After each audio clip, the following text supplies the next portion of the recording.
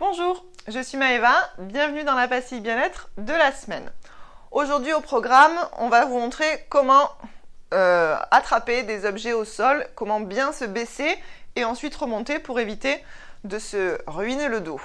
On va prendre l'exemple avec un pack de lait parce que c'est quand même une des choses assez lourdes qu'on peut transporter fréquemment quand on fait les courses. Ça peut se transposer à n'importe quel autre outil ou matériel, peu importe. Première posture sur laquelle on va travailler, c'est posture avec les jambes plus larges que les épaules, de façon à pouvoir me positionner de chaque côté de l'objet que j'ai à transporter.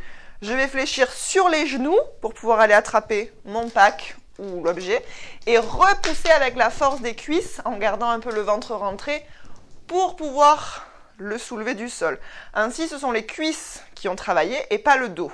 Ensuite, si j'ai besoin de me déplacer, je force un peu avec mes biceps et je vais apporter mon pack là où j'en ai besoin, donc dans la cuisine.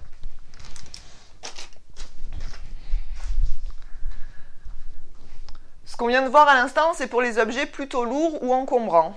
Imaginons, j'ai un stylo, une paire de lunettes, peu importe quelque chose que je viens de faire tomber par terre. Je ne vais évidemment pas prendre la même position pour aller ramasser cette petite chose, à moins que vous soyez très souple, mais sinon il existe beaucoup plus facile. C'est une espèce de position accroupie ou alors chevalier servant selon l'état de vos genoux. Ici, venir descendre, se positionner sur un genou, attraper l'objet et remonter. Des fois dans la rapidité, ce qu'on voit, c'est ça. Et là, rien de bon pour le dos, il y a tout faux.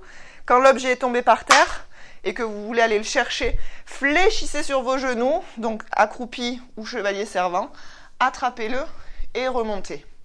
Plus vous pensez à vous grandir et à maintenir un petit peu votre sangle abdominale engagée, plus votre dos il sera content et à la longue on évitera les mauvais pincements dans les disques intervertébraux.